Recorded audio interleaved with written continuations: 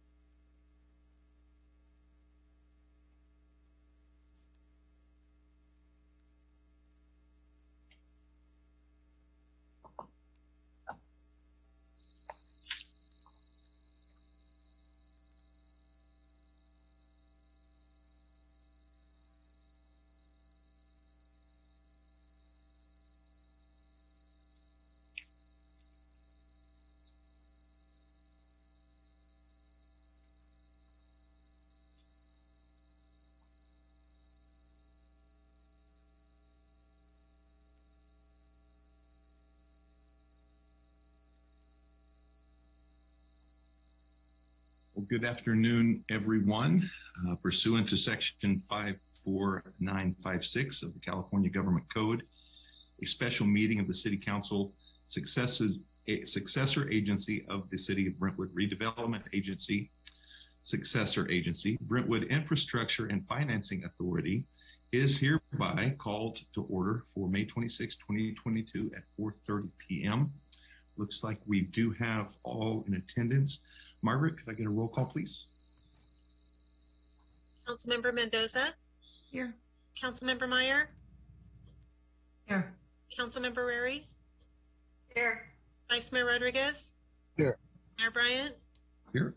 Okay, at this time, if you could join with me in the Pledge of Allegiance. I pledge allegiance to the flag of the United States of America and to the republic for which it stands, one nation under God, indivisible, with liberty and justice for all. At this time, we will open public comments, and I'll turn to you, Margaret. At this time, the public is permitted to address the City Council on items that are on the consent calendar. Please save your comments for any other items that are on the agenda for that part of the meeting when you have the opportunity to provide them. I received no written public comments that were submitted to the City Clerk prior to the meeting. If you wish to speak under public comment, please raise your hand using the Zoom feature. I'll call your name if provided and unmute you to speak. Remarks are limited to 3 minutes per person, and your microphone will be muted after the timer has expired. While we encourage your comments, state law prevents the City Council from discussing items that are not on their meeting agenda, and if appropriate, staff will follow up on them. I do have one hand raised. Just give me a second to share my screen.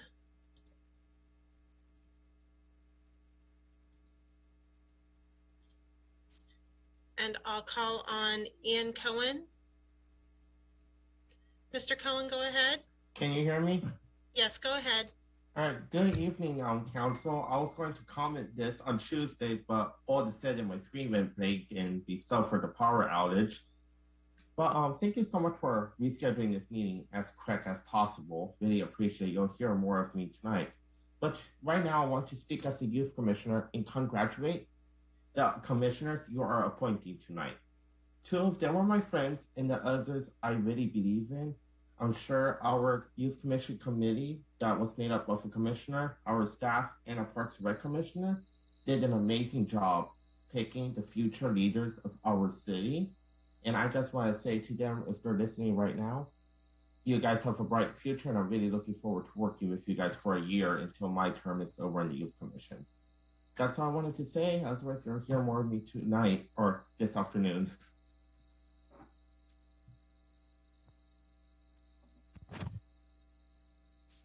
Thank you. The next speaker is Danny Dorman. Mr. Dorman, go ahead. Thank you very much. And by a show of hands, how many of you thought I was that guy?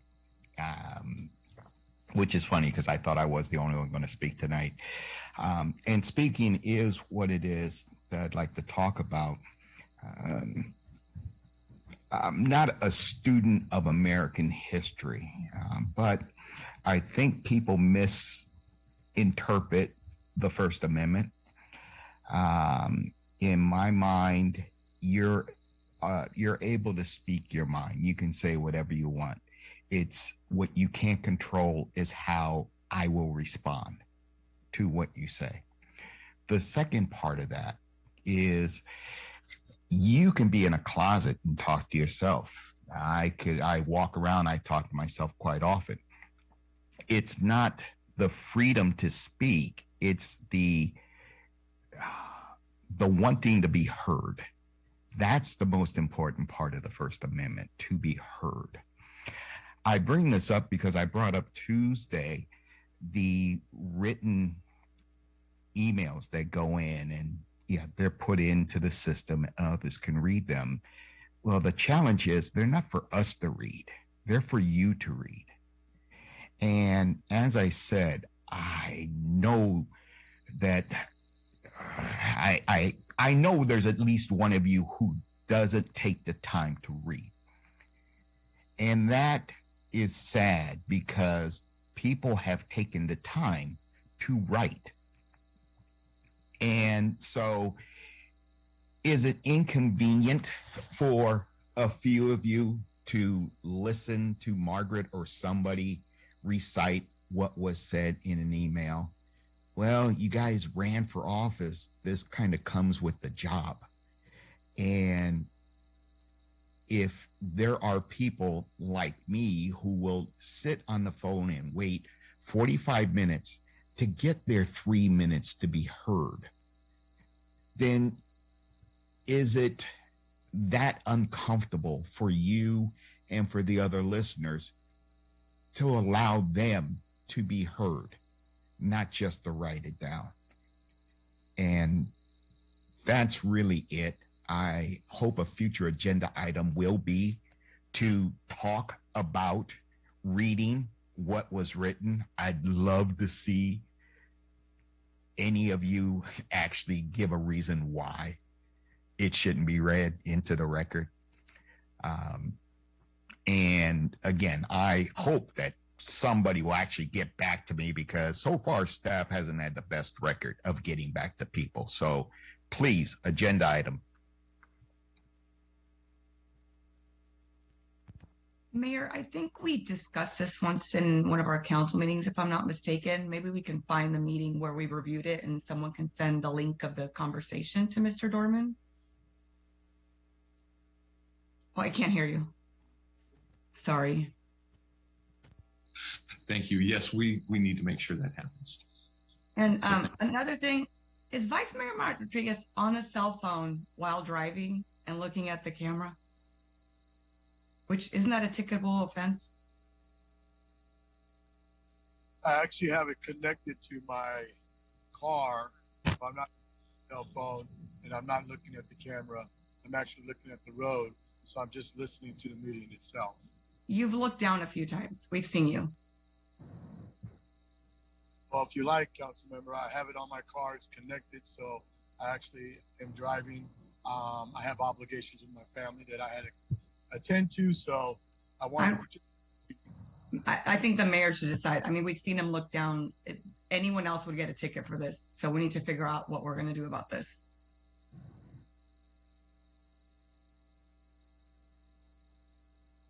Well, at this time, since we are in public comments, I will leave it up to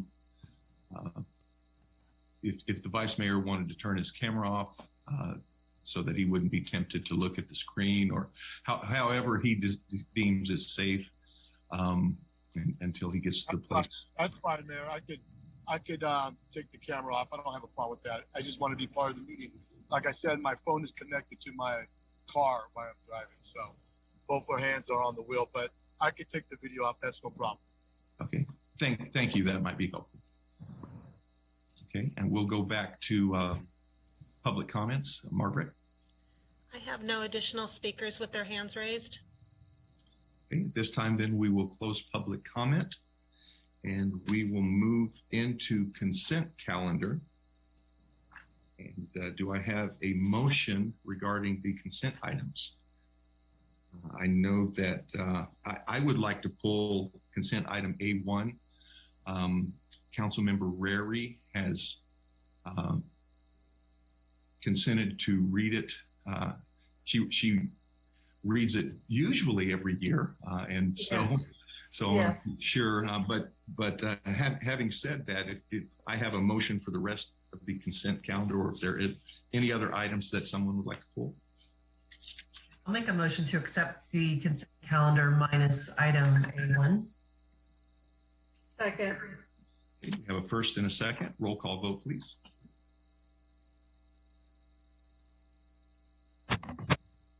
Councilmember Mendoza? Yes. Councilmember Meyer? Yes. Councilmember Rary? Aye. Vice Mayor Rodriguez? Aye. Mayor Bryant? Aye. Motion carries unanimous. Okay, now item A1, a proclamation proclaiming June 2022 as Pride Month. Councilmember Rary. Okay, let me find it again. Just a minute. We have proclamation for Pride Month, whereas the city of Brentwood has a diverse lesbian, gay, bisexual, transgender, question plus community. and is committed to supporting visibility, dignity, and equity for all people in the community. And whereas many of the residents, students, city employees, and business owners within the city of Brentwood who contribute to the enrichment of our city are part of the lesbian, gay, bisexual, transgender, and questioning community. And whereas various advancements have been made with respect to equitable treatment of lesbians, gay men, bisexual, transgender, and questioning persons throughout, but there continues to be some opposition against people from this community and around the world, making it important for cities like Brentwood to stand up and show support for our residents who are affected. And whereas June has become a symbolic month in which lesbian women, gay men, bisexual people, transgender people, and supporters come together in various celebrations of pride.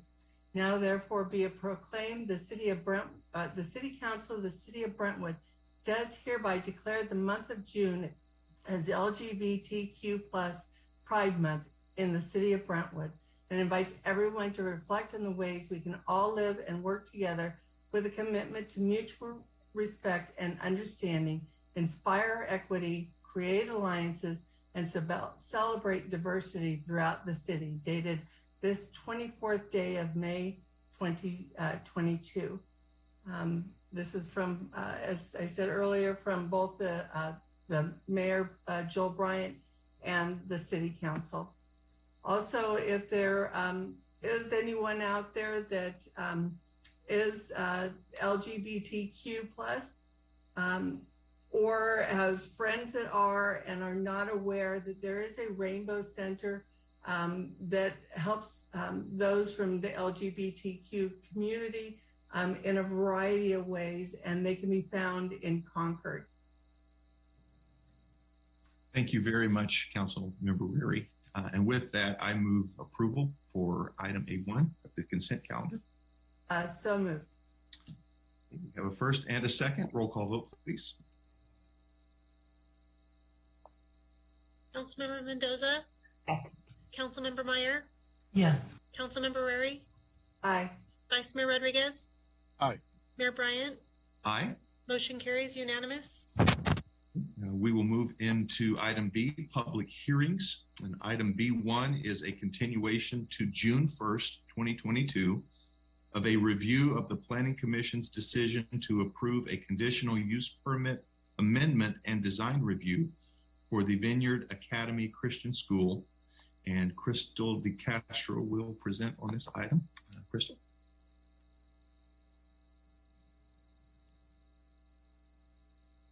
Isn't this being continued to June 1st? Crystal, we can't hear you. Sorry, you're on mute. Can you hear me now? Yes. Okay, great. Good afternoon, everybody. Good afternoon, Mayor and members of the council.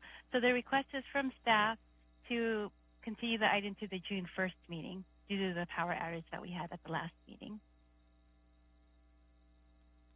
Okay. Are there any questions of staff at this time? The applicant was fine with that? Yes, the applicant agreed to that date. Okay, thank you. Okay, if there are no further questions, clarifying questions of staff, I will open public comments this time.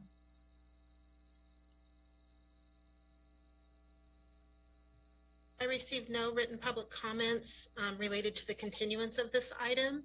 If you wish to speak on this item, please raise your hand using the Zoom feature. I'll call your name if provided and unmute you to speak. Remarks are limited to 3 minutes per person, and your microphone will be muted after the timer has expired. We do have one speaker. I will go ahead and share my screen. And I'll call on Danny Dorman. Mr. Dorman, go ahead. Great. Thank you again. I hope that there'll be a discussion about this for the public. I'm not quite sure why there needs to be a continuance. They should have been ready on Tuesday, unless the power outage did something retroactively. And again, I think the public, it would be nice And even if the public is just me for my edification, I would really appreciate the time. And speaking of time, I appreciate the link coming my way. I still don't know if that addresses a future agenda item, if this was discussed in the past. You know, as I said, it's just food for thought for people who take the time to write. And speaking of taking the rest of my time, I will take it in silence to fully absorb the minute and 58 seconds I have, and then I will say thank you.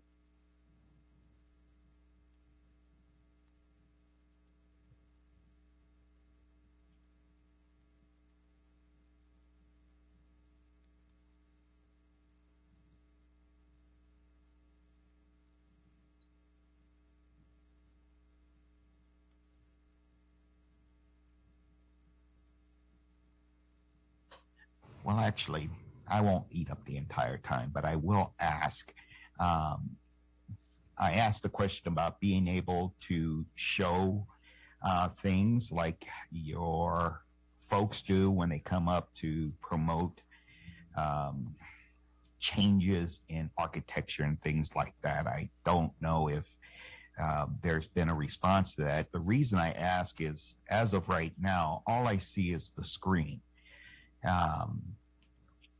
For all I know, the 5 of you are out taking a lunch break and not even paying attention. When we were in the council chamber, yes, we could see you. We can interact with you. Right now, I'm just interacting with a screen that says May 26, 2020. So I cede the rest of my time. Thank you.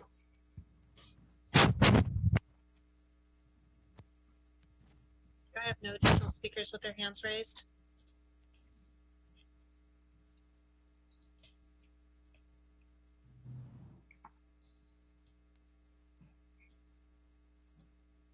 You're on mute. Thank you. This different time's throwing me off. Are we not able to be seen by the community on our page here? Like, I can see all of you. It is probably a setting in how he's viewing the meeting that he needs to adjust. And if that doesn't work, he can click on the YouTube streaming and he'll be able to see a different camera view as well. Okay. Yeah, I'm sure that it can be disconcerting if you don't know that we're paying attention. I would love for him to be able to see our faces. All of us are trying to make eye contact with his voice. And so I just wanted to make sure that. Councilmember Rary. Yes, just to comment on Mr. Dorman, at the last meeting before we adjourned, we were going to continue all the public hearings to this date, but that we would contact the applicant for Vineyard Academy to find out what the best date was for them to come back, because this was something that should have been heard on Tuesday, but now they need to make it so that their consultants, so that the applicant himself and everybody else could join the next meeting. So that's why it's being continued again in this meeting to June 1st. Yeah, June 1st. And I believe the housing element starts off that day at 5. Is that correct? Yeah. And then this item will come in after the housing element. So that will be when it will be heard. And with that, I would move to continue this item to June 1st, unless there's. Can I just break in one moment real quick? And just to kind of follow up on exactly what you said, I was wondering if Crystal had anything else to add as far as like what public comment will look like, if people will still have the chance to speak about it on that day, et cetera, et cetera. And if there was anything else about the continuance that would help Mr. Dorman to understand. No, just to add on, as Councilmember Rary, that's correct. The applicant did agree to continue the item. They were ready on May 24th, but due to the power outage, they had plans, and so June 1st was the agreed upon date that they could all attend. And it would just be just like the regular council meeting where the applicant would have 10 minutes to speak, and there would be 3 minutes for each individual from the public at large to speak on the item as well. Thank you. I have no further questions. Thank you. So we do have a first for approval to move. I'll second that. We have a first and a second. Roll call vote, please. Councilmember Mendoza, Yes. Councilmember Meyer, Yes. Councilmember Rary, Vice Mayor Rodriguez, Aye. Mayor Bryant. Aye. Motion carries unanimous. Okay, we'll move on to item B2. It pertains to making sure my mic was on. It pertains to extending a moratorium on new oil and gas development in the city, and City Manager Tim Ogden will present. Tim? Good evening, Mayor and Council. At your April 12th City Council meeting, you adopted an interim urgency ordinance to impose a temporary moratorium on any new oil and gas development within the city. And this was to give staff preparation time to analyze and study the subject and then bring back a comprehensive update to the Brentwood Municipal Code to regulate or prohibit oil and gas activities going forward. The item before you tonight, as anticipated, is that first moratorium of 45 days was not going to provide sufficient time. So this urgency ordinance that you would consider again tonight will extend it for an additional period as per state law up to 10 months and 15 days. And we don't expect it to take that full time, but we will still need some additional time to come back to you with those proposed amendments to the municipal code and various options and all of the findings that you would need to consider to do so. And that is the item before you tonight. And I'll take any questions if you have any.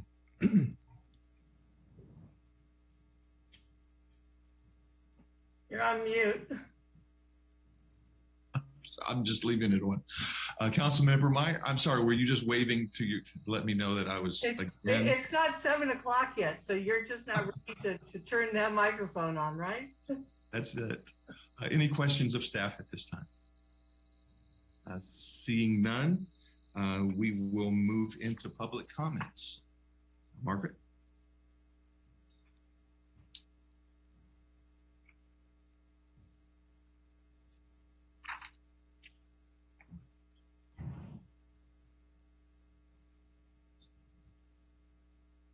Margaret, are you on mute?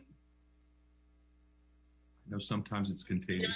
I have two separate buttons, and yes, I did not unmute one. Thank you. I received one written public comment that was submitted via email in opposition to this from Lubin Olson, and it was submitted for the May 24th agenda. And copies will be made available on the city's webpage. If you wish to speak on this item, please raise your hand using the Zoom feature. I'll call your name if provided and unmute you to speak. Remarks are limited to 3 minutes per person, and your microphone will be muted after the timer has expired. I do have 3 hands raised. Let me go ahead and share my screen. The first speaker is Rod, followed by Ian Cohen. Rod, go ahead. Yes, thank you, Margaret. And there you all are. Danny was correct that normally we just see the slide about public comments and our rights, and we see the timer. But it seems like Margaret has fixed it already and arranged you guys on the side, so that's really swell. I don't have a lot to say about this moratorium other than that I support it wholeheartedly. We don't need any oil and gas development in the city of Brentwood. We're built out enough to where there's no real safe place where somebody could stick an oil well.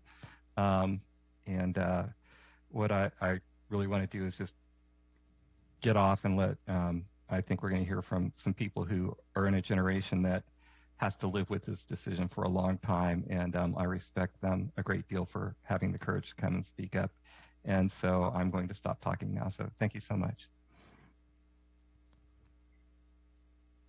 Thank you. I really can't take credit for the reordering of the windows. Maybe our city manager helped me with that. The next speaker is Ian Cohen, followed by Alexi Lindeman. Ian, go ahead. Can you hear me? Yes, go ahead. Well, good evening again, council and staff. Thank you, Rod, for that comment second ago. So you guys know I've been here like what 2 times before you asking for a ban on oil and gas drilling. The time is now. There is no place in Brentwood or honestly anywhere in our world anymore for new oil and gas drills. Some people may say, oh, it will help with gas prices. Oh, it'll help with it. No, it will not. Gas prices are an international market. In an oil well that will endanger the health and safety of, we have done the math, the oil well 900 feet from Shadow Lakes on county land, that can affect up to half of Brentwood's population. We did count the houses basically one by one on Google Maps back in March. Like, take a moment and think about that. That is scary. And before tonight, we had no one speak out in a meeting against us until this email came up. But yeah, we had a negative article in the newspaper about us, but yet no one has verbally spoken out against us in these meetings. I really hope that extending this moratorium will help our city attorney and his staff create a really good ban on oil and gas drilling. And Damien, if you're listening, if you need help, feel free to reach out to us. We are here to help you. We're not here to just speak to the council. We're here to help the city lead us to a better path, to a better future. We have resources that we can connect you with, and we know people in Alameda County, Los Angeles County, who have done amazing stuff to ban oil and gas drilling. And also, we also help with the Antioch oil and gas drill ban. And we're working with the county right now, which the county supervisor, John Goya, recently said in a sustainability commission meeting, he is in favor of a full-on ban on county land. Why can't the city of Brentwood do that?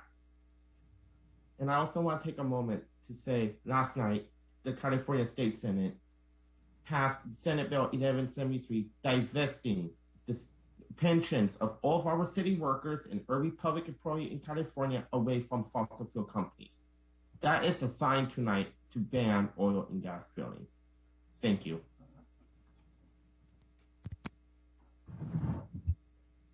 Thank you. The next speaker is Alexi Lindeman. Alexi, go ahead. Hello, I'm Alexi, also from Heritage High School and a friend of Ian. I'm sure you're all familiar. And I'd like to thank you for unanimously supporting the ban on oil and gas drilling on previous meetings and placing this moratorium on drilling. And I urge you to do whatever it takes to get this ban done as soon as possible, whether it's extending the moratorium or even better, getting that ban without the extension and getting it sooner than the 10 months.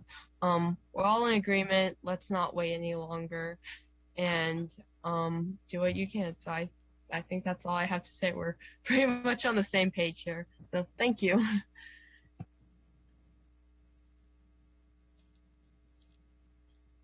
I have no additional speakers with their hands raised. This time we will close public comments and we will.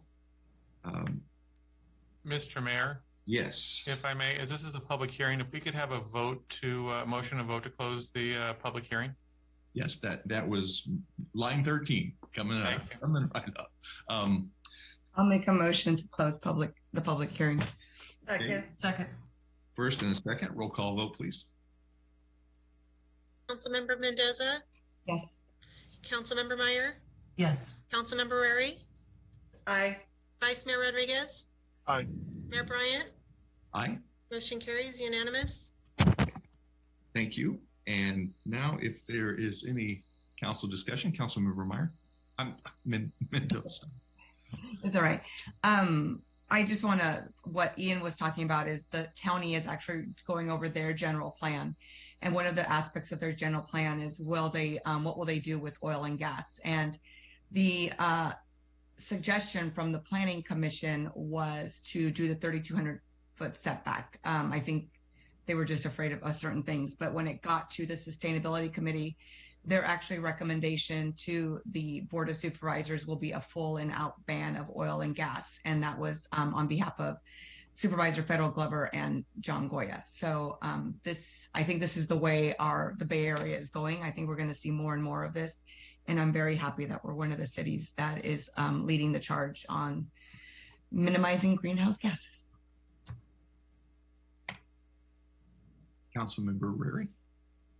And I agree. I mean, we should really be looking at a full-on ban on this, not just the 3,000 plus from a residential area or sensitive areas. You know, the health damages to residents within our community is huge if we allow any drilling to take place in or around. And I'm happy to hear that the county is moving forward with it as well.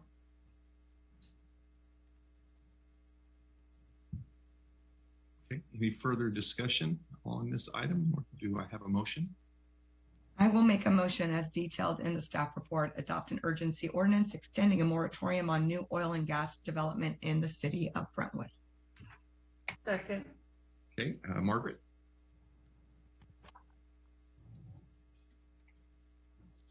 I'll read the ordinance title first. An urgency ordinance of the City Council of the City of Brentwood extending for an additional period of 10 months and 15 days a moratorium on new oil and gas development in the City of Brentwood pending a study of the health and safety effects of such activities and the city's long-term plan for regulation. And the roll call vote, Councilmember Mendoza? Yes. Councilmember Meyer? Yes. Councilmember Rary? Aye. Vice Mayor Rodriguez? Aye. Mayor Bryant? Aye. Motion carries unanimous. Okay. We will move into item B3. It pertains to the adoption of the 2019 California Fire Code, and Alexis Morris will present on the item. Alexis. Thank you. Good evening, Honorable Mayor and City Council. As the Council is aware, the East Contra Costa Fire Protection District will be consolidated with the Contra Costa County Fire Protection District effective July 1. Due to the consolidation, the city must adopt Contra Costa Fire's code so that it may provide services to the city of Brentwood and utilize its authority in the fire code. The proposed urgency ordinance before you this afternoon adopts by reference the 2019 California Fire Code with amendments that have been adopted by Contra Costa Fire. On May 10th, the council introduced and waived the first reading of the ordinance and then set a public hearing date for May 24th. The May 24th meeting was adjourned to today, but the ordinance and the public hearing was not continued to a date certain. Because it was not continued to a date certain, scheduling the second reading for the next available council meeting would not allow the ordinance to take effect by the July 1st deadline. Therefore, staff is proposing tonight an urgency ordinance to bridge the gap between July 1st and when the regular ordinance could take effect. So the interim urgency ordinance would be followed by a regular ordinance on the regular June 14th City Council meeting as part of a two-track approval process. And if that ordinance were adopted, the regular ordinance would likely take effect by mid-July. The content of the urgency ordinance and the regular ordinance are essentially the same with a few different recitals based on the hearing dates. And that is the conclusion of my presentation. I'd be happy to answer any questions that you have. Any questions of staff regarding this item? Okay, and at this time, we'll open public comments. Margaret. I received no written public comments on this item. If you wish to speak on this item, please raise your hand using the Zoom feature. I'll call your name if provided and unmute you to speak. Remarks are limited to 3 minutes per person, and your microphone will be muted after the timer has expired. And I'm seeing no hands raised. Okay, at this time, we will close public comments. Now, do I have a motion to close the public hearing? So moved. Second. A first and a second. Roll call vote, please. Councilmember Mendoza? Yes. Councilmember Meyer? Yes. Councilmember Rary? Aye. Vice Mayor Rodriguez?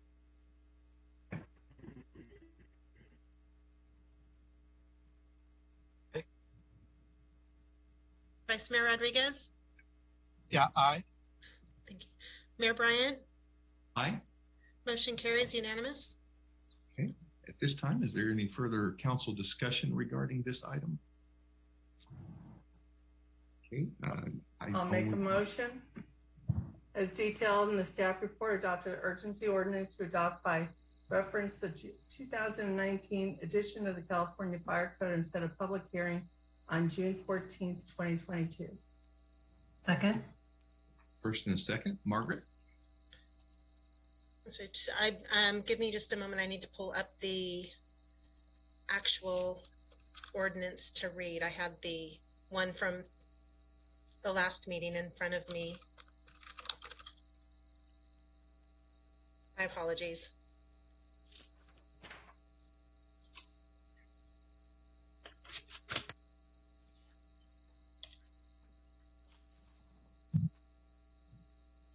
Give me just a second.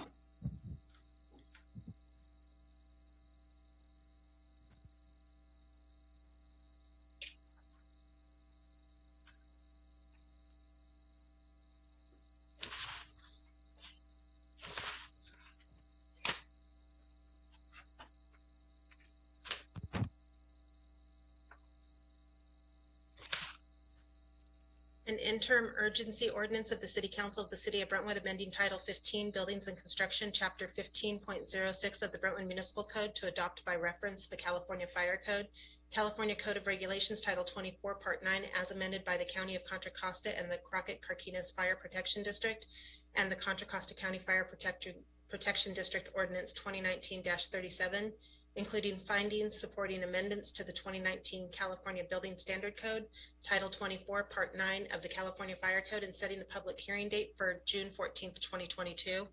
And I'll go ahead and do the roll call vote now. Councilmember Mendoza? Yes. Councilmember Meyer? Yes. Councilmember Rary? Aye. Vice Mayor Rodriguez? Aye. Mayor Bryant? Aye. Motion carries unanimous. Okay, we will move into item C1, which pertains to the construction of duets, duplexes, triplexes, fourplexes to satisfy the city's affordable housing obligation. And Sylvia Elias will present on this item. Sylvia?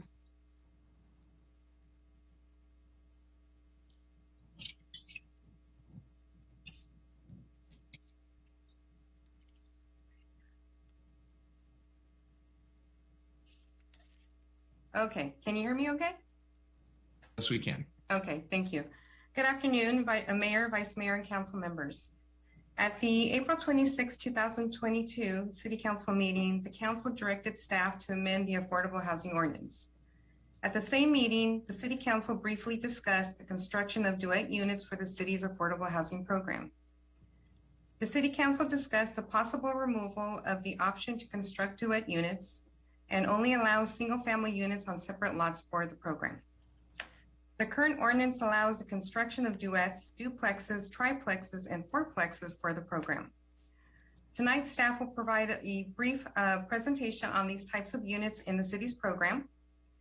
And at the conclusion of the presentation, staff will ask the City Council for direction to whether amend the ordinance to eliminate the option to construct these types of units for the affordable housing program or otherwise.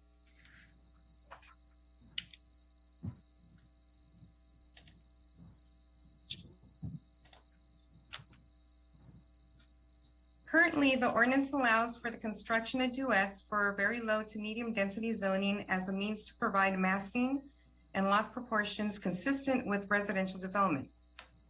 As a flexible design standard, the current ordinance also allows the modification of city standards and design guidelines for affordable units to include the construction of duets, duplexes, triplexes, or fourplexes. The ordinance states the option in two different sections for two different purposes. A by right duet development, where the affordable housing ordinance allows developers to opt to build duets to satisfy their affordable housing obligation in very low to medium density zoning districts. And the discretionary development of duets, duplexes, triplexes, and fourplexes on corner lots only. Or separately, in all zoning districts with single-family areas, the ordinance allows the Planning Commission or City Council to choose whether to modify city standards and design guidelines for affordable units.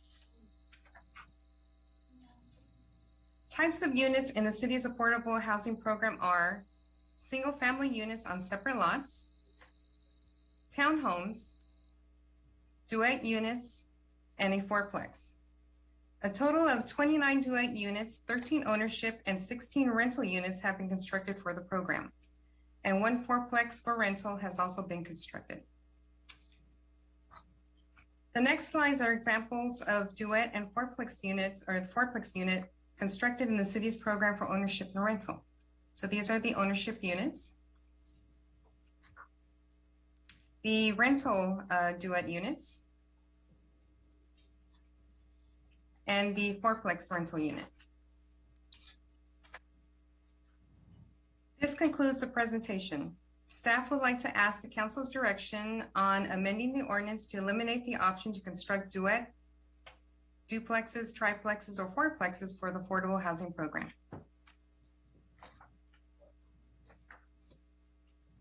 This time, are there any questions of staff regarding this item? Councilmember Rare. Sylvia, can we, in the ordinance, can we, like with the duplex, can we have it so that the driveways are actually, and entrances, or at least the driveways are on opposite sides of a corner, so that these are corner lots, and you know, because as we saw in the picture, it really makes a difference. I mean, they look like they're two different houses, or actually, as you're driving down the street, it makes it look like it's one huge house. Not, no, there was a different one. There's the rental duet that's on the corner. It's actually the only rental units, and we have just a couple of them, actually are side by side, but most of them are on corner lots, and the entrances are on opposite sides of the street or the corner. Yeah, because like the last one that we did in, I think it's called, is it Orchard Trails or Walnut? Oh, yes. It had both of the garages on the front, while the entrances, one entrance was on one side and the other one was on another street. It's still, you know, and it was something that the city manager had showed during our one-on-ones, where it showed the garage on one side of the corner and then the other garage. So that's why I was thinking it was in our group. Yeah, I think I'll go ahead and ask either Alexis to chime in on the design guidelines and what can be done, you know, at the planning stage. Yes, thank you, Sylvia. So again, the provision for duet units is in two parts of the ordinance. So the second part specifies, the one where council has more discretion over the application of them, specifies it can only be on corner lots. So in that instance, we could do the site plan where the driveways, and it's only logical that the front doors and the driveways would face the different streets. The first section is where it is the by right option to build duets, and that is really the developer proposing them as part of their overall project plan. The code says they may be on corner lots, but it doesn't say only or have to be. And so I would also want Katie to chime in here, but without objective standards that we've adopted that specify how those should be applied on corner lots or on side-by-side lots, we may have to update standards in order to ensure that under that provision that they are on separate street entrances. So that doesn't exist in the code today, and we would have to take a close look and see if we could apply that provision to that section of the code.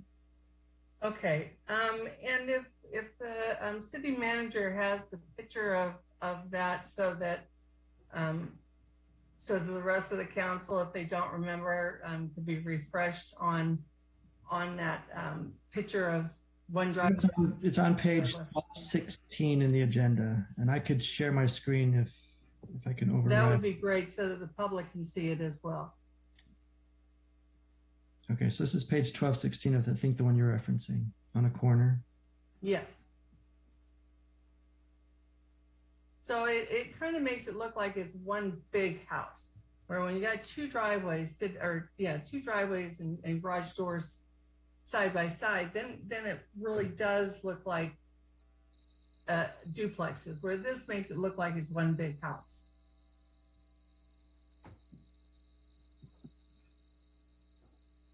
So we can certainly look into that for the second provision.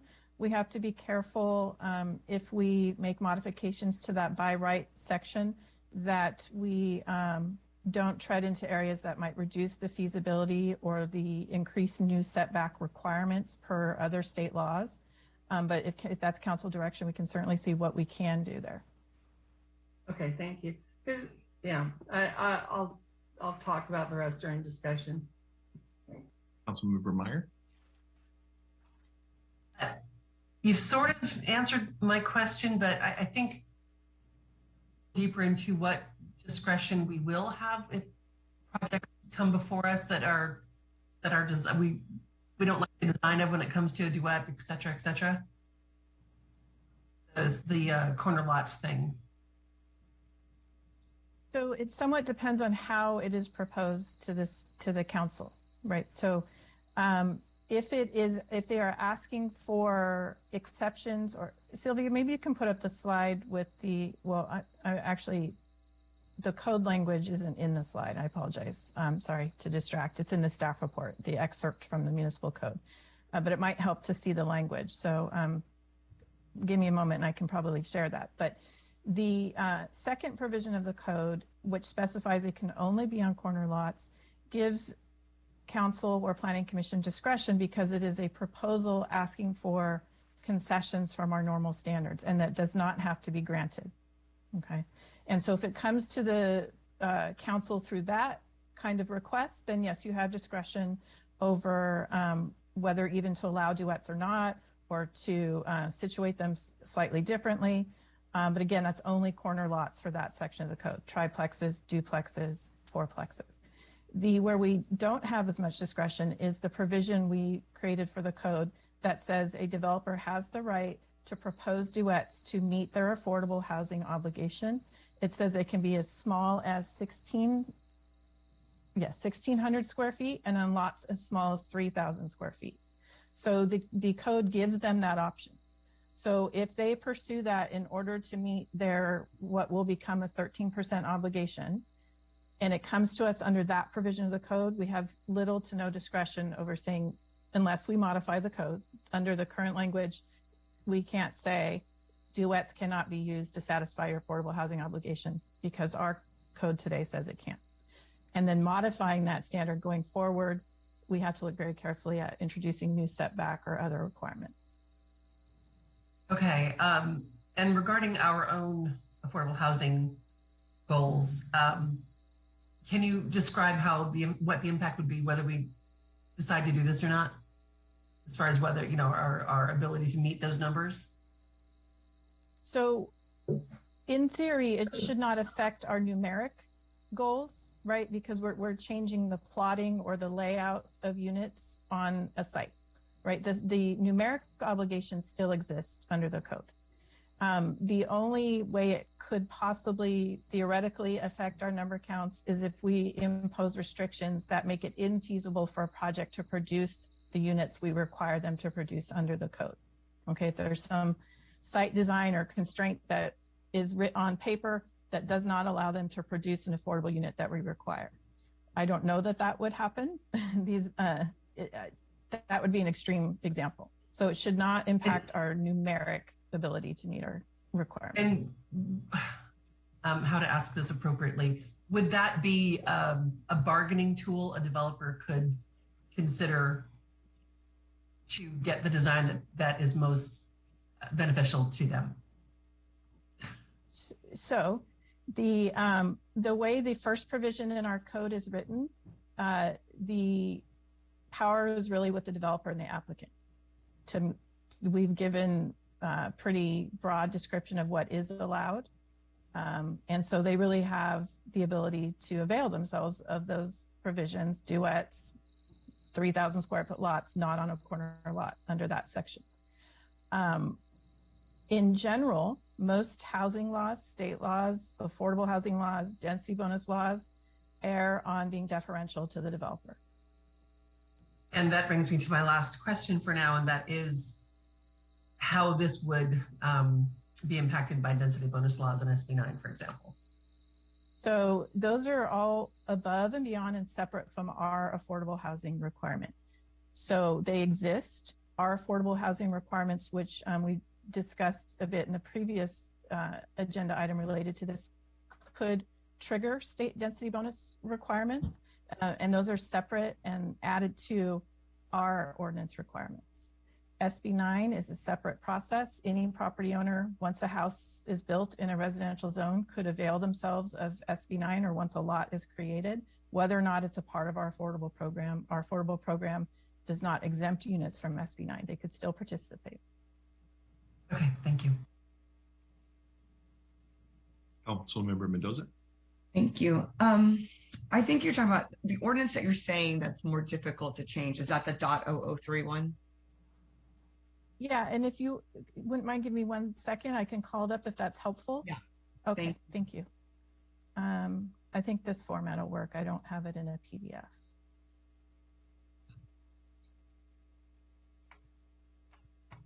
Can everyone see that? Yeah.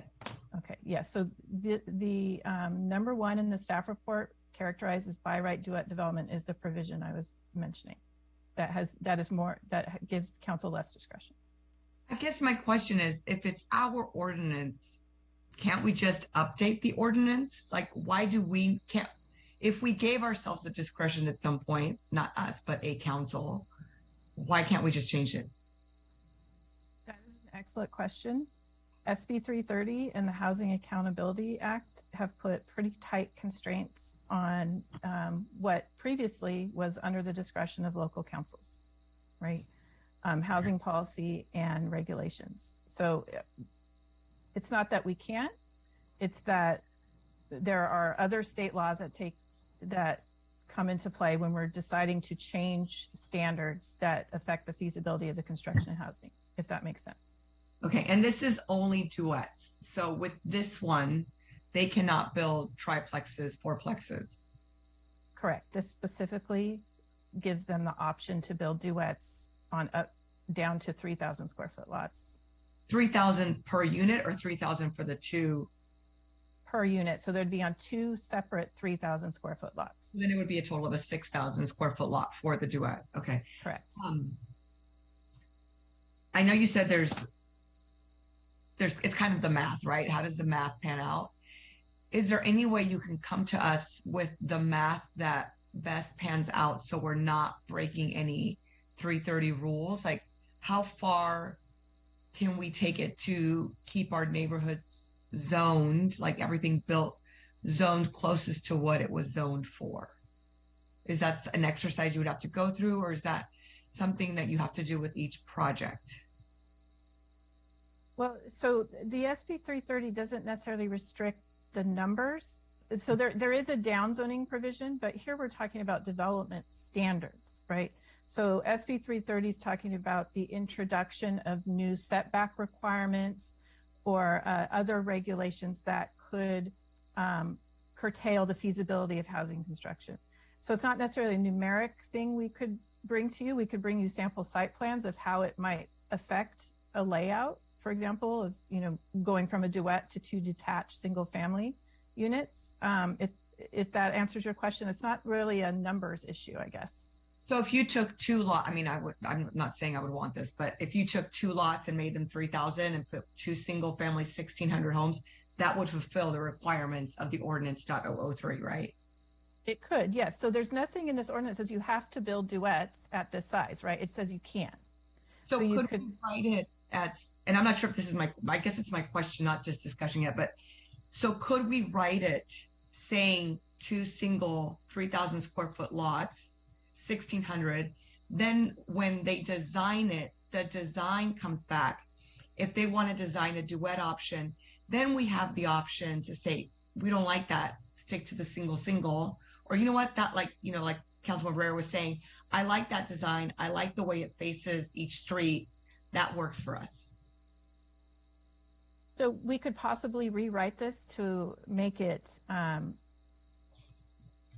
more clear that duets is the last option, for example, or the least desirable option. There is language in state law that introducing new setback standards could be problematic. but that we would have to look at carefully. Because they're butted up against each other. Correct. So if they're attached now and we allow that, and we make a change that says attached is no longer allowed, they have to be detached, that by nature creates a new setback requirement, right? A 0 setback is what's allowed under a duet today. If we change it and say they have to be detached, you're looking at a minimum 4 to 5 foot setback between each home and the property line. That's a new setback. So then we would have to come up with a plan that's still a 0 setback, but would make it look a little nicer than the 2 driveways going in. Can a city, and I know Alamo does this for their SB9 units, they have a menu of layouts that the city has approved for their SB9s. Mm-hmm. So could we come out with like, you know, the Sears catalog kind of thing, like this, these are the 3 options. And some people remember this, you can order your home from Sears catalog. I mean, I wasn't around, but I know about it. So you can, like, here are your 3 options and they fulfill all of our setbacks, but the actual structure is what we like best. And then the exterior could be made to match the other homes. Possibly. And so that's veering into objective design standards, which the law encourages, which I would bring forward to the city in a couple months to consider moving forward with getting objective design standards citywide. And Katie may want to weigh in this as well. There she is. Hello, Katie. You're on mute. But your mute's not on the thingy, but we can't hear you.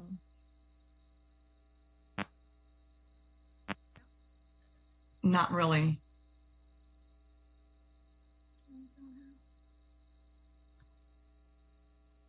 Better?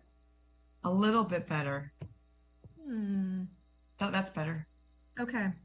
I will use my loudest indoor voice. Alexis has described everything perfectly, and I have no clarifications of what she has said.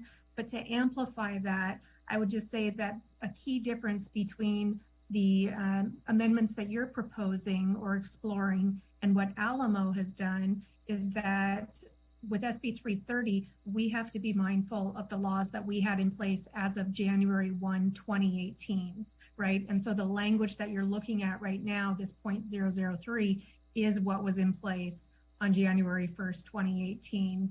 And so we're using this as our starting point, and that is what the state would use as our starting point for determining whether any amendments presented in SB 330 issue. So that's why we're trying to tread very carefully and make sure that you're all aware of the implications of your direction for us. But if we keep, like, I mean, if I were to check the list, right? Check the list is duets are okay, 0 lot, 1,600 square feet, 3,000, like those are the measurables in here. If we stick with things that are measurable and come up with city sanctioned design, that doesn't take away anything that existed in this ordinance. We don't know what your city design standards would be yet, and we would need to test those to see if they did somehow reduce the development capacity, because that's really what SB 330 is looking at, right? Whether all of the parts of your ordinance, not just the setback, but the height limit and the open space requirements and the required length of the driveway, all of those things come together to form an envelope, and we would need to be sure that whatever you're proposing doesn't reduce that envelope, and that's what we're trying to look out for here. Thank you. Councilmember Rary. Well, that was kind of what I wanted to find out is what do the lawyers have to say about it?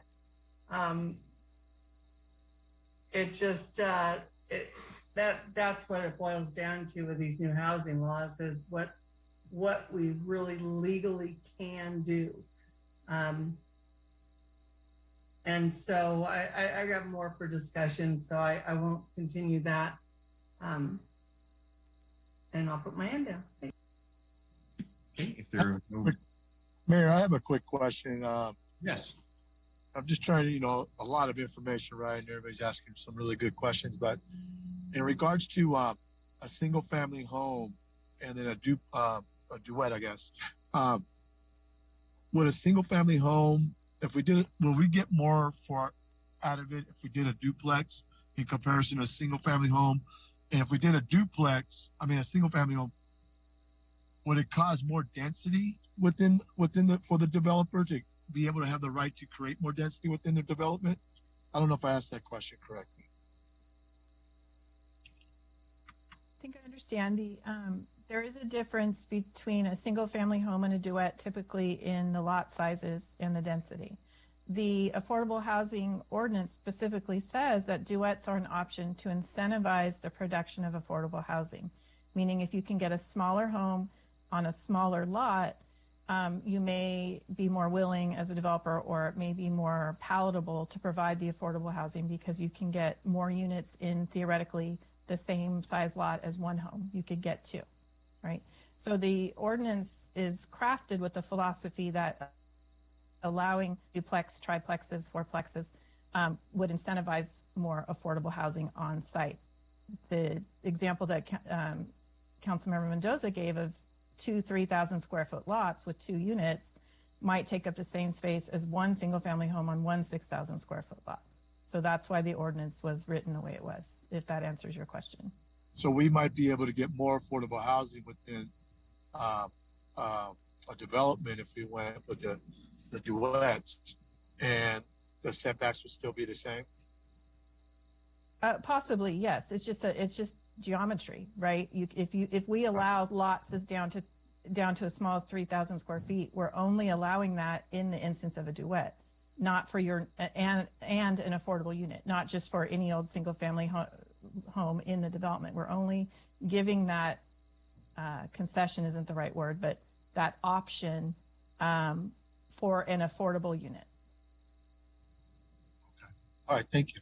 And then Johnny, like in the instance of the orchard trails that we just approved, yeah, for I think 18 and 1900 3 and 4 bedroom homes, 2-story homes. So those were huge homes. I mean, yeah, that's from a lot of people. Yeah. Okay. Thank you. Okay. If there are no further clarifying questions of staff at this time, we'll open public comment. To you, Margaret. I received no written public comments on this item. If you wish to speak on this item, please raise your hand using the Zoom feature. I'll call your name if provided and unmute you to speak. Remarks are limited to 3 minutes per person, and your microphone will be muted after the timer has expired. I do see 2 hands raised. Let me go ahead and share the speaker screen.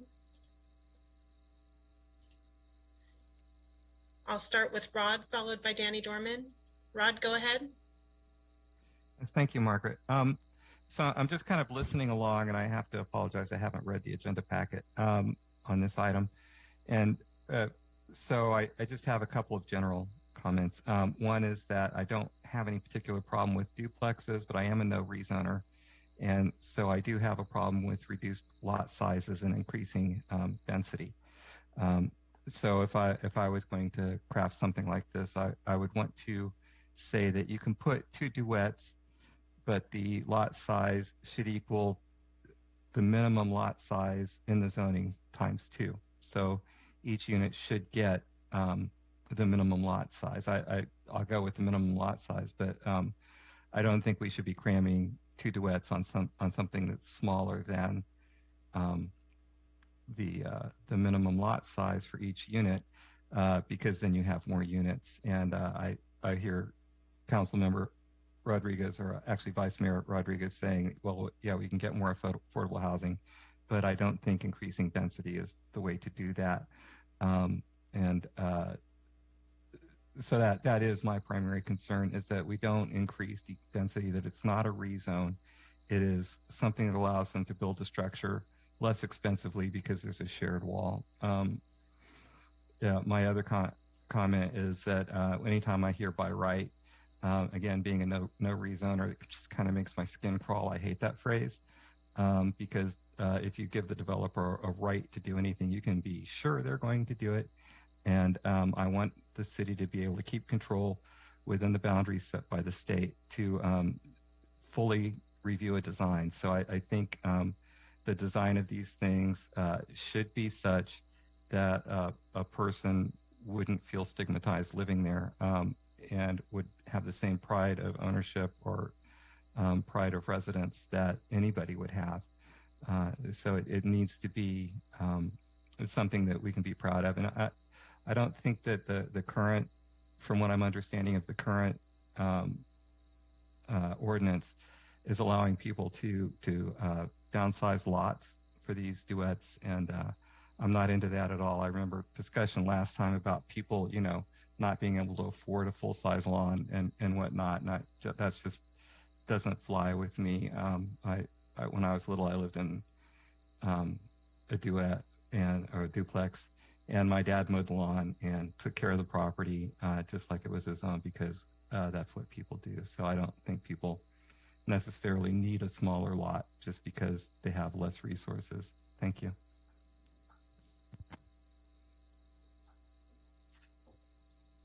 Thank you. The next speaker is Danny Dorman.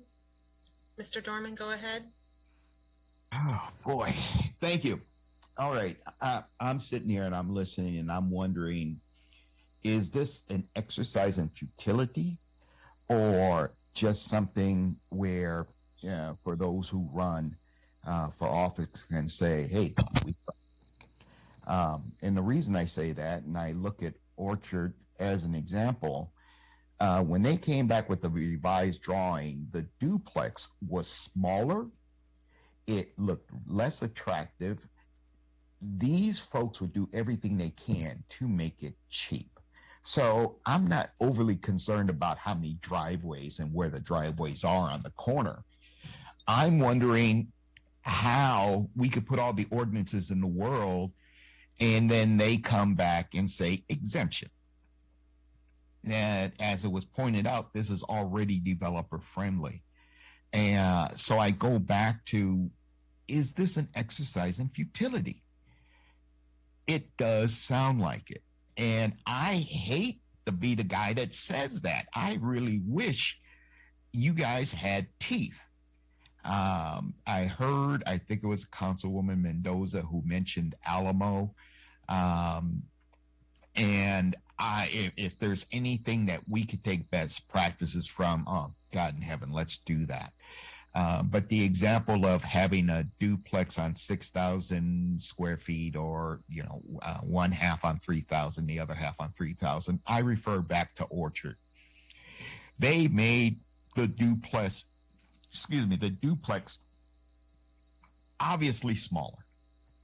It looked, if you look at the map, it looks like it's about 2/3 of the size of a home homes that were on either side of it. So this whole thing about, I'm not worried about the developers deciding where they're going to put a driveway.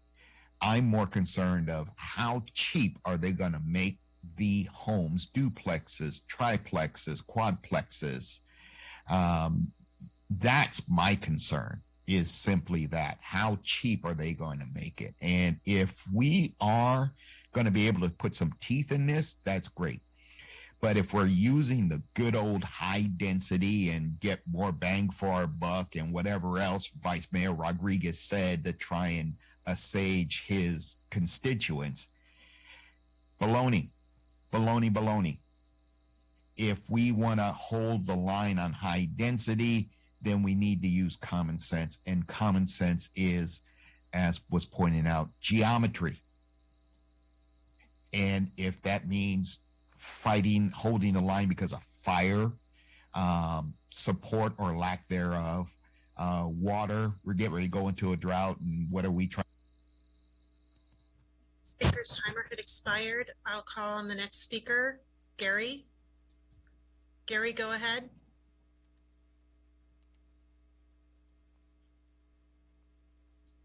Gary, you'll need to unmute. Hi. Hi, go ahead. Yes, I would actually take a different perspective on this. I believe that because of our need to develop more affordable housing, we're going to need to increase density. We're going to need to rezone. One of the tragedies I see in a lot of areas is we have these very massive homes. I've had a large home in the past, but it's no longer appropriate for me. I need a smaller home. And here in Brentwood, I was able to find a smaller home. For a number of people, they need to have a more wider choice of homes.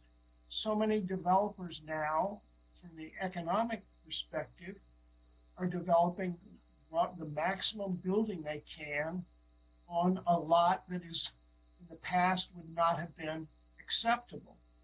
We need to have single-story homes. We need to have two-story homes. I think we need to have all the different variety of homes.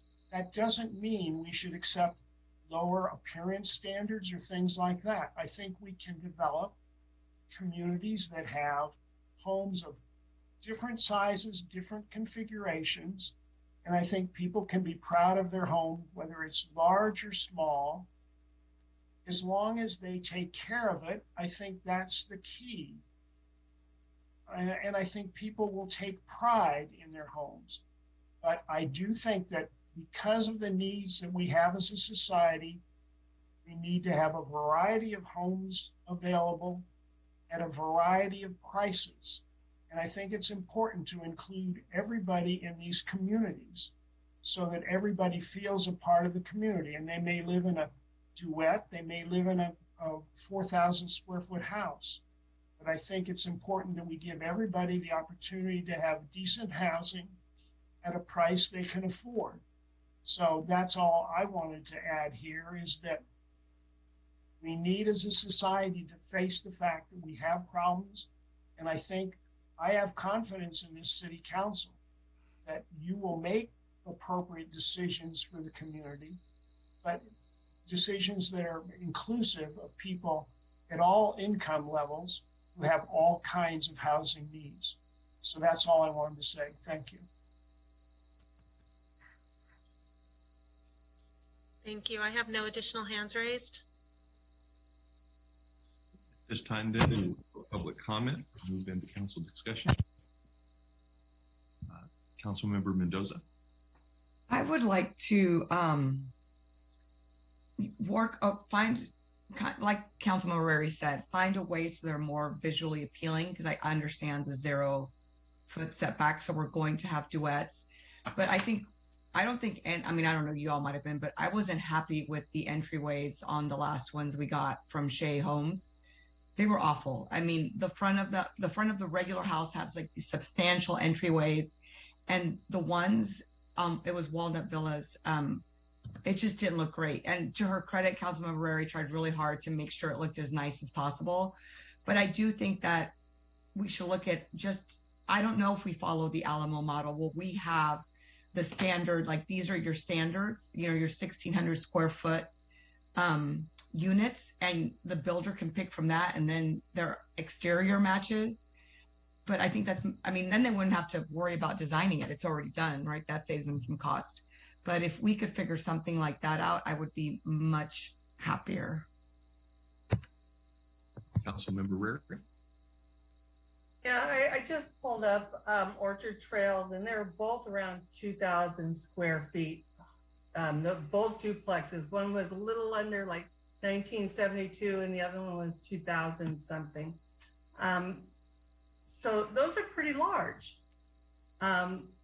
You know, and I've actually lived in 2 duets. I've lived in 1 townhome, and all of the ones that I lived in, well, one of the duets, I think all of those were rentals in that area. But the second one I lived in, I mean, my next door neighbor owned it, and his kids lived in the unit next to them. So he had the owner unit, because that was how they had them. They had the 2-car garage was the bigger unit, and the 1-car garage was the smaller unit. So there was a lot of owners in that area that rented out the second part. So I had no problem living in those things. And you know, we were actually kind of appreciative of the smaller yards because of working. And, you know, it made it easier to take care of the smaller yards. Even now, I'm wishing I had a smaller yards than what I have. My mom out in Somerset, she bought a Duet. She had the choice of what type of house that she wanted. She chose the Duet, which was a 2-bedroom, 2-bath Duet with, I think it was like 1,200 square feet. For her, that was large enough. I think putting the minimum there is good. The 1,600 on a 3,000 foot is necessary. I don't think setting standards in that is good because look, we just got almost 2,000 square foot homes for 2 different affordable homes. And depending on what area these houses are going to be built on, we may be seeing larger, or not larger, but as large of that in other places, other inclusionary housing. So I think it is something that if we're able to change how the houses are situated, I think that's the best thing that we can do. As far as by right for the residents who are listening, a lot of our property or a lot of our zoning already has by right in it so that they can build X amount of things on that land by right. So it's something that we currently have in all of our zoning. And then there's conditional uses. And so those are things that they have to go in and go to the planning unit or the planning department and planning commission to get approval of. So there's both of those, by right and conditional use. So I don't have a problem with the by right. Would I like to get rid of it? Yeah, I would, but that's up to the attorneys to see if we can legally do that. And I think I'm going to leave that up to the attorneys to find out the most that we can do. Thank you. Councilmember Meyer. Thank you. And I would agree. I think our design standards are as much as we can really push for, at least at this moment. I am concerned about having a set menu, even though I love the idea, based on them potentially choosing something that doesn't match the rest of the neighborhood and then the house stands out anyway. I mean, I would hope they wouldn't do that, but who knows? And I think that I totally agree with the caller that said we need to have a variety of options available for all incomes and needs, and the people that are becoming empty nesters, for example, might not want that huge house anymore, but might still want to live in our wonderful city. And so I see the need for that. I'm always about, trying to understand and trying to work with what the state is mandating for us, and when it comes to density and not down zoning and the rest of it, but also pushing to the extent that we can without raising red flags or doing something that could cause problems down the line. So I definitely support the idea of getting as restrictive as we can with what our design standards are. And then the last thing is I totally agree with the idea of having a focus on a really nice entrance. I think that it's the face of the house. It's what people first notice. And I think beyond the idea of making sure that the front is set up the way Councilmember Barrera was discussing, the front doors, that speaks to anybody coming to visit, that speaks to people walking in the door after work or after school. It just feels to me like that should be something that we set pretty high.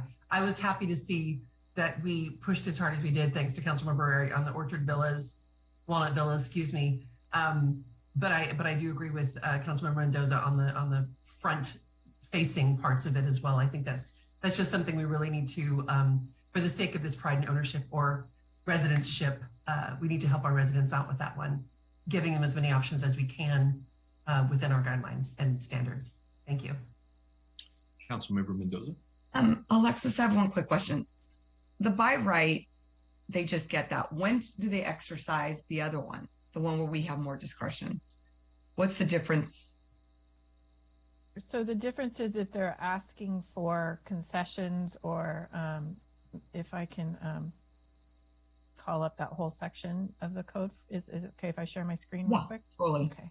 But like for like Orchard, I mean, the one that's coming to us soon, is that one a by right or is that one the discretionary?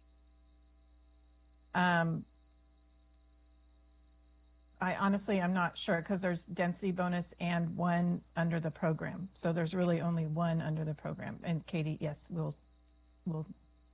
I guess just so that I understand, like when an application comes before us, how do we know? Do you put it in the staff report if they're exercising this ordinance or they're Yes. Yeah. And again, so when a project comes to us with affordable housing, I often think of it as a package. There's a couple different, there's a package they're putting together usually for larger developments, right?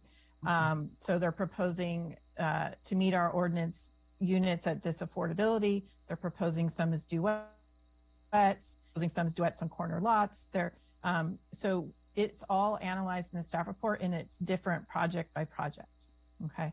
And so this is the relevant code section about the more discretionary option. And so this has an introduction about how that works. So this is up to the developer to say they need some flexibility and they would like some, and can everyone see this okay? They would like some concessions from the city with a lowercase c. This is not a density bonus concession. But under our ordinance, they are asking for some concessions in order to increase the feasibility of the affordable product. And again, there's a whole menu here. Within that menu is these options where the duets, duplexes, triplexes come into play. So reduced lot sizes are in there, reduced setback, and this does not have to be granted. This is a request, and they have to prove that it's necessary to provide the affordable housing that our ordinance requires. Okay, I have one quick question. Let's go back in time to the Walnut Villas. Could we have asked for a different entrance for it to have been more substantial? And I'm sorry, I'm not familiar with the life cycle of what we did, or I'm familiar with where we ended up. So possibly, yes. And so I'm sorry to scroll quickly, but there is another provision in the code. Let me find it. I had it just a second ago. I'm sorry, I had it up before we moved to the, okay. So there is this provision. It sounds like we may have fallen short on the Walnut Villas project on the elevations, but there is this provision that they are commensurate with the single family homes. Do I have the right section up? The number F, letter F right here. So it says comparable to. Okay. So going forward, any development that comes before us, we can say, look at the pillars on your other homes. You don't have anything like that here. Like those need to match. That's in the ordinance today. Yes. Well, that in the front of, or on the side of the house you entered, there was the air conditioning unit and the electrical box sitting right there by the front door. So and afterward I was thinking we should have had them at least put it behind the fence or somehow so that it wasn't seen. And the only thing I would chime in to add here is that yes, we do have this language under section F, but we have to be mindful of our requirement that we hold developers to objective criteria. Right. And so this does talk about comparable design, quality, materials, architectural elements, and overall construction quality. But we have to be thinking about what is objective and what is subjective. And I won't belabor the point, but I think you see where I'm going with this. So it's something else to keep in mind as you consider this. Okay. Thank you. So for tonight, I don't know how everyone else feels, but can we ask staff to just go look at the feasibility of asking for the entrances each facing opposite streets if they're on a corner, and that the design entrances match the overall neighborhood as much as possible? Like, can we put that? I don't know how you all feel about that, because we know we can't get rid of the zero setback, which is what originally I was thinking, like, can we have separate, but we can't because of SB 330. So I don't know how Mayor you feel about it, or anyone else. No, I'd like to keep it with as much because it's supposed to look like the rest of the neighborhood. Mm-hmm. That's what the inclusionary housing is. It's just smaller unit without all the upgrades on the inside.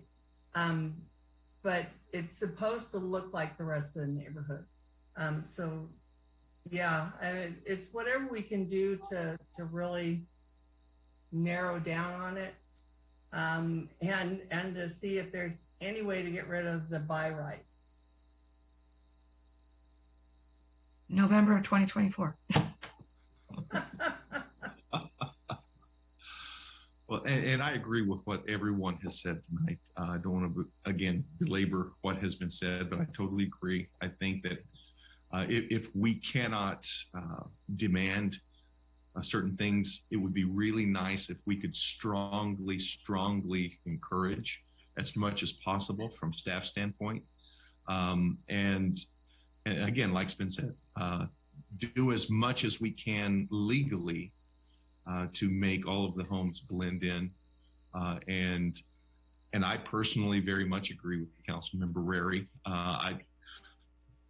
It's such an obvious difference in the photographs we were shown tonight of the difference between having a driveway side by side and one on each corner. I too have lived in, well, many different types of housing, and both of these types I've lived in the past. So I agree. Would that be a motion right there? I would be happy to make the motion. Mayor, real quick, Mayor, though, I just want to say is that I also agree with Councilmember Rary in regards to whatever we could do to make sure that these homes look like the rest of the neighborhood, the better, right?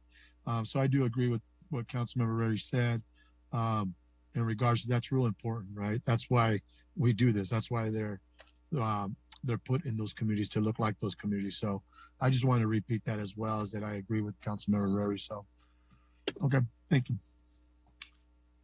Mr. Mayor, yes, if I may, if it would be all right for me to share my screen for a moment to show you what I understand the motion to be, and if that is not accurate, then if the motion maker could correct me, then maybe we can all be on the same page before you proceed to a vote. Would that be acceptable? Yes, please. Okay, give me 1 second here. If we could also clarify timing, because there is the ordinance update in process. Yes. So as I understand it, you would like staff to look into the legal feasibility of removing by right development of duets in very low, and medium density zoning districts. That's the first item. The second item was determining the legal feasibility of adding a requirement that duets on corner lots have garages on separate streets. And that would only be in the context of those by right duets in section 003, because as Alexis pointed out, for the duets, duplexes, triplexes, and fourplexes, the city has more discretion over those. So that's the limitation of number 2. And then number 3 is determine the feasibility of adding strong design requirements to ensure that affordable homes blend in with market rate homes in the same subdivision. Are we accurately capturing your direction there? Yes. I'm seeing some nods. So then the next question, as to Alexis's point, is that staff is currently working on an ordinance to bring to the Planning Commission and then the City Council that will capture the affordable housing obligation increase from 10% to 13% and those other items that we had previously discussed. Is it Council's direction that staff should do this work behind the scenes and wrap that into the ordinance that we're bringing forward to Planning Commission and keep that train moving along? Or do you want to see the answers to these questions prior to that ordinance moving forward? Alexis, I don't know if that's what you had in mind, so please feel free to correct me if you were getting at something different. I don't want to wait to the 13th because you never know what applications can come into place, right? So I would do the 13 as fast as you can, and then this comes. That would be my recommendation, is we move that forward, and then we can come back with additional information on this and update the ordinance again. Yeah. Sorry. And that will be my motion. Said Alexis, I could not have said it as well. Thank you. Second. Go ahead. We have a first and a second. Roll call vote, please. Councilmember Mendoza, Yes. Councilmember Meyer, Yes. Councilmember Rary, Aye. Vice Mayor Rodriguez, Aye. Mayor Bryant. Aye. Motion carries unanimous. We'll move into item C2. It pertains to council-sponsored ballot initiative to protect open space and recreational areas. And Darren Gale, our Assistant City Manager, will present on the item. Darren? Good evening, Mayor and City Council. Let me go ahead and pull up my PowerPoint.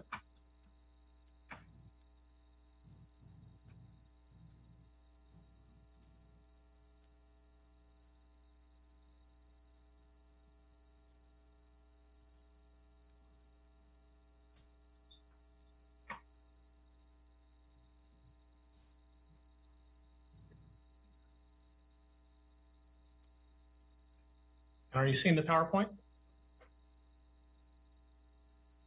We are. It just got a lot smaller than it was earlier. Let me try one last time.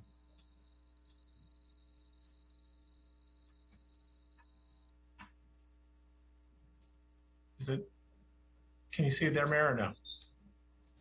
I can see it, but it's very small. Okay. I do know that we have some PowerPoint Zoom experts on council that often know how to help anybody that would like to. One last time.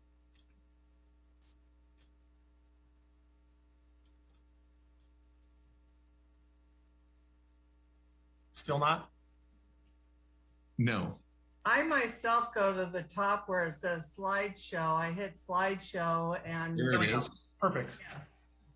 But you'll need to go to full screen. We're good. So Mayor and council members, thank you for the time this evening. At your council meeting on April 26th, you directed staff to move forward with option 2 and 3.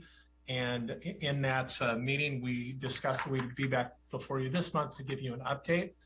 Based on analysis by our outside legal counsel and planning, we are recommending that we continue to move forward with option 3. With option 2, with locking in the current general plan designation as semi-public facilities, we believe that there could be some unintended consequences of due to the current zoning and general plan designations, that it would not protect the 2 closed golf courses for just golf or open space, and that it would allow other type of development, specifically in the general plan. It discusses daycares and religious facilities. As a result, we're recommending to move forward just with option number 3, which is an overlay, which is very similar to what Martinez created. The next step, if the council recommends continuing to move forward just with option 3, we will be back before you at the June 14th City Council meeting with draft language and a map, and we will have an extensive discussion about which properties should or should not be included as part of the overlay. So at this time, I can answer any questions that you might have for our recommendation. Are there any clarifying questions of staff? Councilmember Rary? So how does the golf courses fit into this, and why aren't we including Brentwood Golf Course? I saw the language for Deer Ridge and for Shallow Lakes, but Brentwood Golf Course should also be included in that. At one point, they had talked about closing down the 9 holes on the Somerset 1 side. Yeah. Thank you, Councilmember Rary, for the question. We can come back with additional information at the next meeting where we will have a map showing which properties to be included. That being said, the Brentwood Golf Course has different zoning, which could cause issues related to getting on the November ballot. If we had additional time, we can include all these properties. But the planning— I thought they were all semi-public facilities. So the underlying zoning is a different plan development, which has different requirements. Catherine might be able to explain a little bit more. And like I said, we will have additional information at the next meeting explaining which properties fit within the criteria to meet the November guidelines. Thank you, Darren. I'm happy to chime in and to clarify. Yes, we are looking at all the golf courses. They all have the same general plan designation, which is this SPF designation. However, they also all have plan development zoning, but the rules for each plan development are different. And so this is requiring a very close inspection and tailored inspection of each, each golf course and each area that would be proposed for the overlay. And like I said, like Darren said, we'll come back with more information as to each one. But we're looking very closely, at each area and the specific zoning rules that would go along with them. And then also, Councilmember Ray, as I mentioned, coming before you on June 14th, and then we will be able to come back in July if there's any additional changes that the council wants to make on the June 14th City Council meeting. And I believe that there'll be a robust discussion about which properties should be included, and then we will be able to come back and make a determination of if we can include those properties that would not negatively impact our ability due to CEQA requirements to make the November ballot. And then one additional item, Mayor, if I may, as relates to my presentation, I do want to, one of the goals of the council is to protect the city from future state mandates. And I want to kind of maybe clear the air. There's some questions there. If there is a new state mandate, a ballot initiative will not protect us from a state law that tells us that we shall do something. As relates, there's other things where we talked about last time about SB 330, and the city of Martinez was not required to follow that because the law was not in place at the time. If it was in place at the time, they would have had to follow that. But in general, it does not protect us from state mandates. Thank you, Darren. If there are, Councilmember Meyer. Thank you. Darren, I'm sorry, can you please clarify then, does that mean Martinez would or would not have to follow the state mandate? So Martinez does have to follow the state mandate. The difference was they did not have to follow SB 330 because it was not in place at that time. The city of Antioch, when they went and their ballot initiative became effective, SB 330 was in effect and they were required to follow that. And as a result, it was considered unconstitutional and did not follow the state laws. So future bills that are not yet in effect, though, and we would still have to follow them regardless of whether they were or not? So yes, future bills we will have to follow. So for example, it said you have to build additional residential housing on former golf courses, irregardless of a ballot initiative. The city council or the city would then have to uphold that state law. So basically here we are protecting open space from potential future council decisions that don't reflect the needs and the wants of the residents, but we're not able to protect at all anything on the state level. That is correct. And I do believe there's a lawsuit right now about voter initiatives that's going through the courts. I can send that to you because the state is looking at doing away with voter initiative protection. So we'll see where that goes. And I just, since I have a moment, I need to mention, I have a meeting I was not able to reschedule. It starts at 6:30. So if this discussion is in the middle, I'm going to have to hop off at 6:25. My apologies. I'll get back on afterwards if it's still going. Thank you. Yeah, I also have to get off at about 6:15. I already had some obligations as well, so I'll have to get off about 6:15. Sorry about that. Well, thank you both. Well, if there are no further clarifying questions, we will open public comments on this item. Margaret?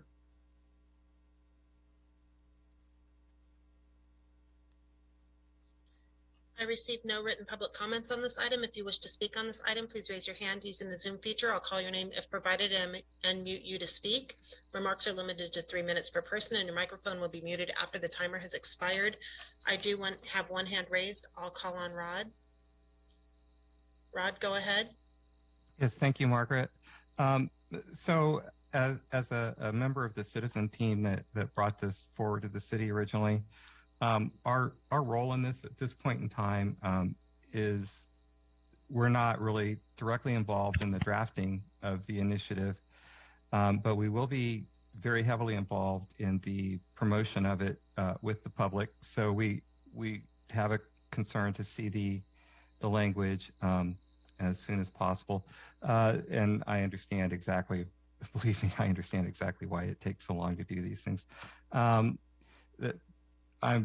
concerned about if we omit a golf course, I'm concerned about, I understand the CEQA requirements, but I'm not so sure the public is going to understand. It's going to look like we're just taking a shot at Deer Ridge and Shadow Lakes. They're not going to understand.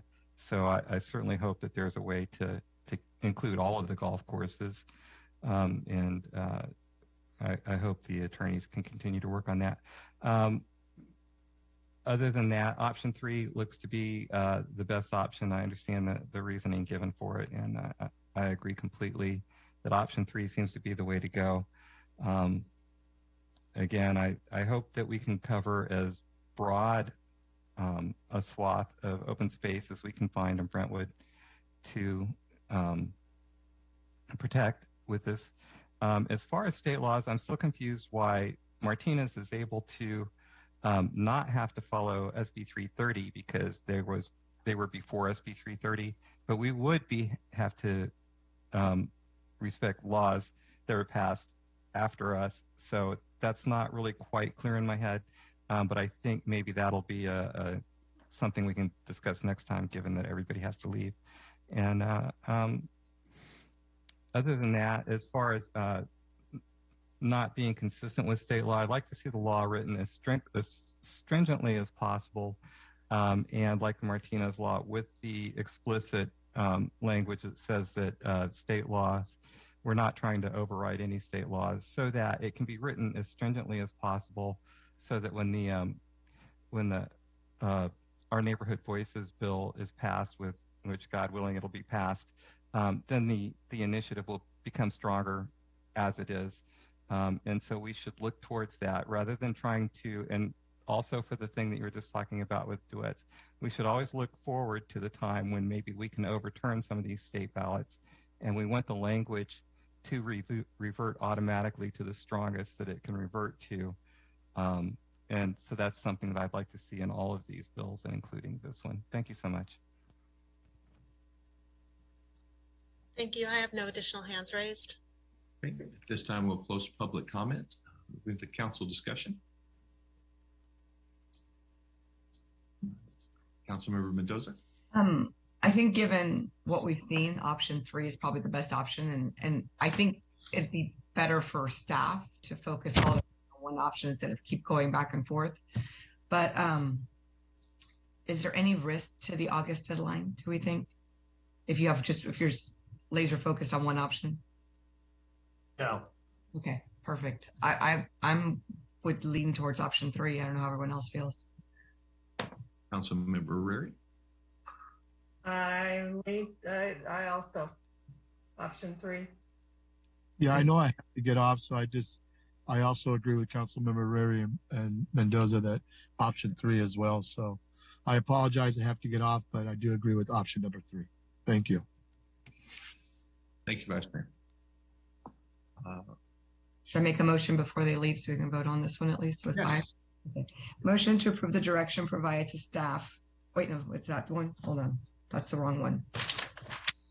Direct staff to pursue option 3 and bring it back to council for further action as detailed in the staff report. Second. We have a first and a second. Roll call vote. Councilmember Mendoza. Yes. Councilmember Meyer. Yes. Councilmember Rary. Aye. Vice Mayor Rodriguez. It looks like he may have left. Mayor Bryant. Aye. Motion carries 4-1. At this time, do I have a motion to adjourn? So moved. We have a first. Second. Roll call vote, please. Councilmember Mendoza. Yes. Councilmember Meyer, Yes. Councilmember Rary, Aye. Mayor Bryant. Aye. Motion carries with Vice Mayor Rodriguez absent. Thank you. Well, we are adjourned. Thank you, everyone. Thank you, staff. Thank Safe. you.